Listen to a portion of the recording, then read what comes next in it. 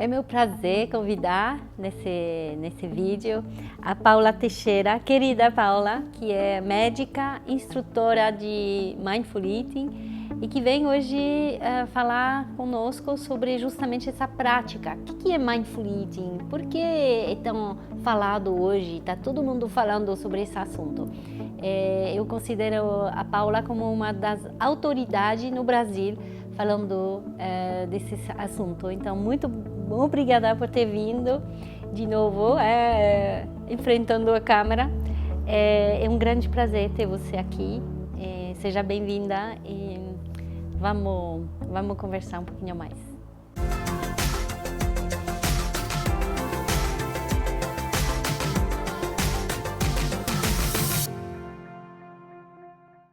Então, estamos no segundo vídeo com a Paula, a querida Paula, que me encontrou quando eu estava aula lá na pós-graduação do Einstein e que hoje está dando aula no meu curso de NutriCoach. Então, eu acho sensacional o seu caminho profissional. Quando a gente se encontrou, você estava num caminho de buscar um sentido na vida, talvez a gente pode, na sua parte profissional, e hoje você é uma craque em Mindful Eating. Eu reconheço você como uma das melhores que falar sobre o assunto. Eu não estou exagerando, acho que tem a ver com o fato que você vivenciou por dentro toda essa prática, todo esse estilo de vida. Então eu queria deixar você à vontade de falar sobre o seu caminho profissional, por favor, e contar um pouquinho da sua história. Na verdade, Sofia, eu acho que o Mindful Eating para mim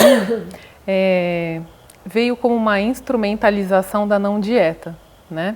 No meu caso, mas porque eu já tinha essa aproximação com a medicina integrativa, eu já tinha tido essa aproximação com o Mindfulness na pós do Einstein, né?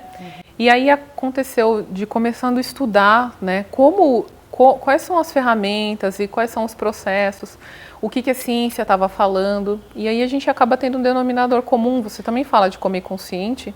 E eu cheguei no Mindful Eating, né? E os estudos demonstravam que era um caminho. Eu costumo falar assim que provavelmente não é o único caminho, né? Mas é um caminho, né? E foi o meu caminho. Então, eu primeiro comecei com a prática pessoal, né? Antes de ir para o Mindful Eating, eu comecei minha formação de Mindfulness, depois fiz a formação de Mindful Eating junto com as duas e acabei terminando as duas juntas, né? E foi nessa vontade mesmo de conseguir também passar isso para frente que nasceu o Centro Brasileiro de Mindful Eating.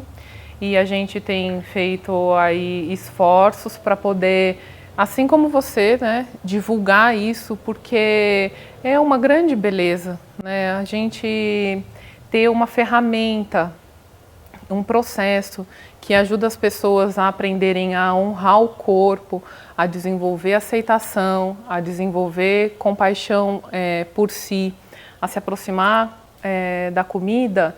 Eu acredito que podem, apesar de ter outras abordagens, eu acho que é uma habilidade essencial para qualquer pessoa, porque o nosso relacionamento com a comida é um dos relacionamentos mais perenes que a gente tem na vida.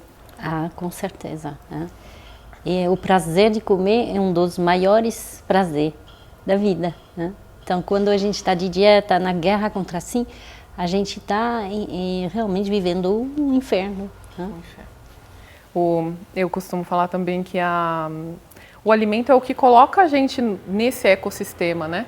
Eu incorporo o mundo através do alimento, né? Então eu vou comer ali uma maçã, uma uva passa, uma pizza e aquilo, a terra, o universo vai começar a fazer parte de mim, né? Aquela uva que veio do campo, que teve alguém envolvido, que colheu, que plantou, que industrializou e aquilo chegou até mim, né? E aí aquilo vai uma uva passa, a gente faz esse exercício, né?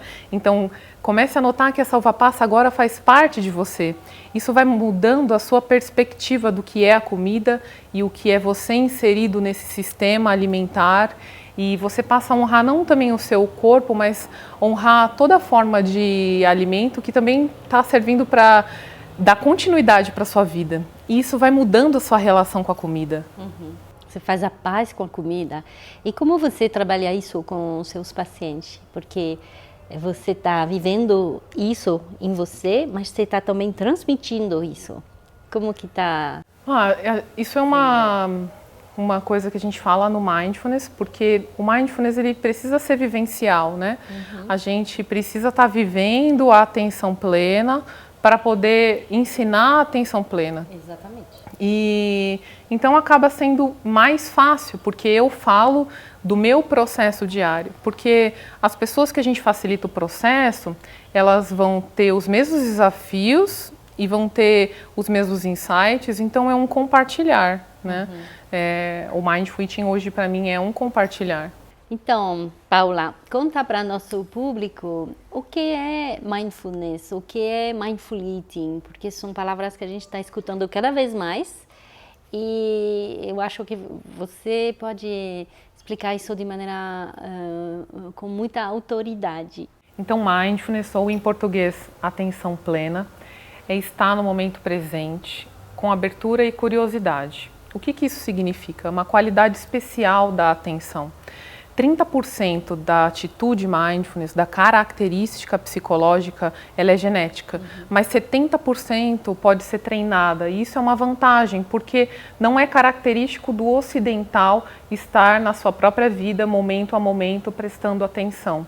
Então a gente perde muitas coisas. Vou dar um exemplo dos animais para a gente entender essa característica. Os animais, eles são mindfulness, eles estão no momento presente, afinal de contas eles não estão com a mente no passado nem com a mente no futuro. Mas isso não faz especificamente que eles tenham essa qualidade da atenção. Porque qual é a diferença? A diferença é a abertura e a curiosidade. O que isso significa? É a gente conseguir viver cada momento que a gente está tendo com uma mente de principiante, como se fosse a primeira vez que a gente estivesse vivendo aquilo. E aí a gente entra na parte do Mindful Eating, que é trazendo isso para a alimentação. Por que isso traz algum diferencial? A gente tem uma tendência, como ocidental, de construir a nossa vida baseado no gosto e no não gosto. Então a gente vai se cercando daquelas coisas que a gente gosta, construindo um castelo e rechaçando as coisas que a gente não gosta. E isso é muito presente na alimentação. Então, por exemplo, eu não gosto do corpo, então eu tenho que me afastar. E isso sempre vai gerar um problema. A gente fala muito do tipo, tudo que resiste, persiste. Então eu vou começar a lutar com a alimentação, aquilo vai estar sempre ali. É aquilo que a gente costuma ver também. Vai virar uma obsessão. Obsessão. Obsessão de não comer, de não fazer. Exatamente. Por exemplo, parece que você disse assim, né? Tô de dieta, ou não vou comer chocolate. Naquele dia, tudo vai aparecer, todos os chocolates vão aparecer, porque você se proibiu, você resistiu, você definiu aquele alimento antes dele estar na sua frente, sem abertura e curiosidade, que é essa característica da atenção. Então você vai ficar obcecado com aquele alimento. Sendo que se você tiver abertura e curiosidade, talvez ele nem seja tão interessante assim. É a palavra de se permitir. Né? Eu tenho muitos pacientes que me falam, nossa, doutora Sofia, agora que eu posso comer, eu não quero mais. Que esquisito. Quando estava na luta, só pensava nesse alimento. Agora que eu posso comer, porque estou me permitindo, eu não quero mais. Você vai passar a checar o comer ou não comer por outra perspectiva, a perspectiva do corpo, o que esse alimento faz para mim, como eu me sinto depois, como eu me sinto enquanto eu estou comendo. E quando você quebra as proibições, muito provavelmente você vai começar a escutar uma voz diferente, a sua voz interna, e não a tabela ou a dieta. E essa é a grande mágica, né? A outra coisa que a gente traz na questão do Mindful Eating é comer com todos os sentidos, né? Então a gente come com o nariz, come com os olhos, come com a boca, come também com o coração, come com os ouvidos, come com o cérebro. E a gente vai aprendendo a montar tudo isso para se aproximar de novo dessa alimentação. Porque, na verdade, isso é uma característica inata que a gente perdeu, né? Se você for ver os bebês... Nasce assim, mindful. E as mães ficam todas desesperadas, não quer comer, não é? Mas ele sabe, ele não come a mais do que ele precisa, nem a menos do que ele precisa. E talvez faça escolhas surpreendentes, as mães contam, né? Ai, mas ele gosta tanto, troca a fruta troca o doce pela fruta, né? E esse é o resgate, né?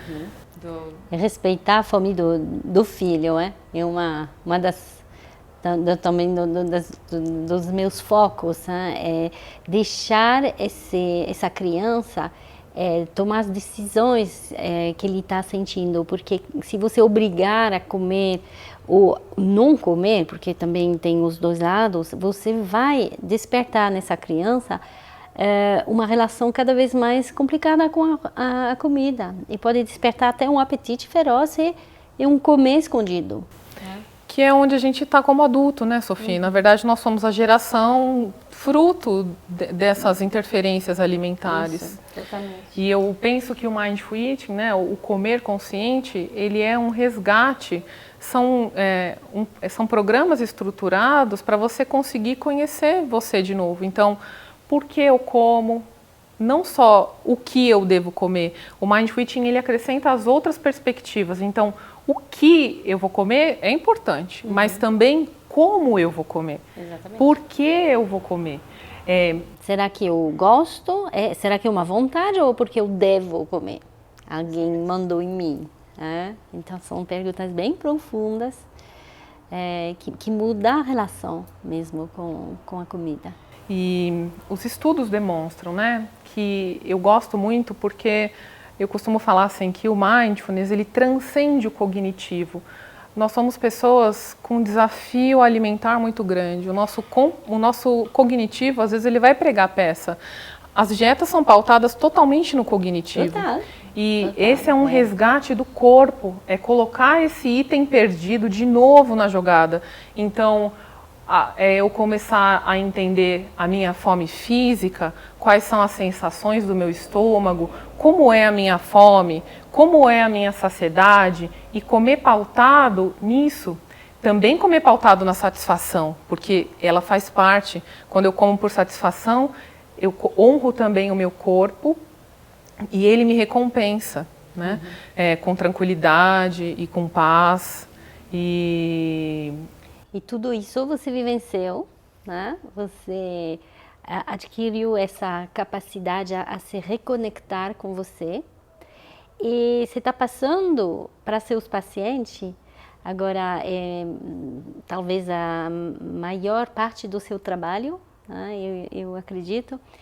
E eu queria saber se você tem algumas técnicas que você pode passar para nosso público de como você inicia essas práticas com um paciente que chega, que está com esse terrorismo nutricional, que faz que ele está com medo de comer ou come demais, ele tem uma relação totalmente alterada com a comida. Por onde você começa? Como que você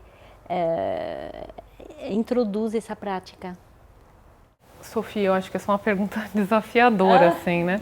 Porque se a gente for falar, eu acho que de um começo mesmo, eu acho que a gente precisa falar de tudo que você fala primeiro. Porque... Para fazer dieta. Sim, parar de fazer dieta. Porque isso é uma opinião pessoal, mas dificilmente a gente vai engajar num processo tão desafiador de entender nossos comportamentos alimentares se a gente achar que existem outras opções. Então, por exemplo, enquanto fazer dieta, tomar medicação, fazer muito exercício físico, se punir porque você comeu, dificilmente você vai engajar em alguma coisa que mexe tanto como o comportamento alimentar. A gente percebe no dia a dia que os pacientes, eles trazem grandes reflexões nas práticas de Mindful Eating, porque a comida, ela traz lembranças, ela traz sentimentos, e não é fácil você trabalhar o seu comportamento alimentar, porque ele vai estar ligado a muitas coisas, as relações familiares, a como você se relaciona com a comida, aos motivos do porquê leva você a comer. Não é fácil. Se a gente, eu costumo falar assim, ó, é possível, né? Mas não é fácil. Então, eu acho que a base primeira é a conscientização. Então, o que a gente faz primeiro? Primeiro manda ler o livro da Sophie. Aí, qual é a segunda parte, né? A gente vai começar a trabalhar parte por parte do que a gente precisa rever do comportamento alimentar. Então, a gente vai pedir vai ensinar, vai guiar essa pessoa, vai facilitar essa pessoa através das práticas do programa a se reconectar com a fome, a saciedade e a satisfação. Vai fazer a pessoa a reconhecer os 8 tipos de fome. Vai ensinar a pessoa a entender os seus gatilhos que levam a comer sem fome, a desenvolver estratégia para lidar com esses gatilhos, porque são muitos e são individuais, e as estratégias são individuais também. Então, eu costumo dizer assim, que nesse começo, a gente vai acender a luz. Eu não sei o que eu vou encontrar naquela sala. E às vezes vai estar bem complicado para eu conseguir chegar lá na outra porta. Mas não importa, é muito recompensador, porque você vai se achar no meio do processo. Exatamente, é um processo. Não é igual uma dieta, você recebe um papel e tem que fazer. Porque é isso, infelizmente, que o paciente está acostumado a fazer. Então, seguir a dieta, só que não funciona. Vai funcionar no começo, mas vai ter um momento que não vai funcionar. Agora, a gente está numa outra proposta, que é um processo. Então, cada passo é um passo. A gente está no progresso. É interessante que, da mesma maneira, na sua história pessoal, você mostrou que tem um momento, as coisas acontecem sem mesmo você saber por quê, mas é impressionante como o seu próprio corpo, ele tem toda a capacidade de melhorar, ele tem toda a capacidade de sarar e de achar o caminho. E quanto mais você mostra para ele o caminho do bem-estar, mais ele quer ir nesse caminho. A atenção plena, ela cria esse espaço, Sophie. A gente costuma falar o seguinte no Mindful Eating, que isso é comer com responsabilidade e não controle. O que é responsabilidade? É capacidade, ou seja, habilidade de responder, entende? Responsabilidade, então, habilidade de responder aos estímulos do dia a dia, pautado em uma série de coisas, do tipo, o que eu quero comer, o que eu tenho para comer, são pontos importantes, o que eu faço a partir disso. Então, assim, se a gente fosse dar uma dica seria você aprender a responder uma pergunta. Eu estou com fome? Essa seria a pergunta. E aí a gente vai ter uma série de desdobramentos a partir dessa pergunta. Então, seria você respondendo isso, eu estou com fome? Aí vem a primeira pergunta, onde eu vou checar isso? Preciso aprender. Às vezes a pessoa não sabe se está com fome. E aí, a partir daí, a gente vai evoluindo essa reestruturação do comportamento alimentar. Eu acho que um ponto muito importante também é lembrar que nós nascemos totalmente capazes de saber o que é fome. Só que a gente perde ao longo das restrições, das cobranças, a gente perde essa sensação de fome. Então, é um resgate de uma coisa que você tem dentro de você. É lindo até. Quando os pacientes começam a falar, nossa, eu senti fome, eu estou agora respeitando o meu corpo, é uma sensação de bem-estar, de autonomia e de ver que, nossa, sou capaz de lidar sozinho com isso. É recompensador demais, Sophie. Você estava falando, eu lembrei da primeira vez que eu tive o insight que comer é tão prazeroso quanto parar de comer. Aquele primeiro dia assim que eu tive esse insight do tipo, estou satisfeita, daqui a algum pouco eu vou ter alguma outra coisa, eu também quero comer lá, então eu vou parar aqui de comer com esse pouquinho de fome que ainda está aqui, então eu já sabia numerar as minhas fomes, me conectar com o meu corpo, e aquele dia foi um prazer tão grande, assim como o prazer de comer. Aquele dia o prazer de parar de comer foi tão grande o prazer de quanto eu estava lá feliz comendo naquele lugar. É lindo isso. E aí vem a minha outra paixão, assim, do porquê para mim esse programa especificamente da professora Jean Christeller, que é o que eu trabalho, ele faz tanto sentido, que são as ferramentas de suporte que ele oferece. Porque, como eu disse no começo, esse não é um processo fácil, é um processo desafiador. Mas a minha opinião é o único e que vale a pena você viver esse processo. Então, quais são as práticas de suporte? A gente precisa aprender aceitação, compaixão e perdão, que são as práticas de suporte para passar por esse processo. Porque se eu não conseguir aceitar esse meu corpo do jeito que está, e isso é desafiador. Eu tomei uma de uma paciente uma vez, né? Ela falou assim para mim: nossa, mas agora eu me sinto duplamente culpada. Uma porque eu já não fazia aquela outra coisa toda direito, e essa daqui também não, porque eu não consigo aceitar o meu corpo. Então, foi quando eu falei para ela nessa hora, que os pacientes ensinam a gente, né? Eu falei para ela, então aí assim, ó, eu lembrei do que você falou, né?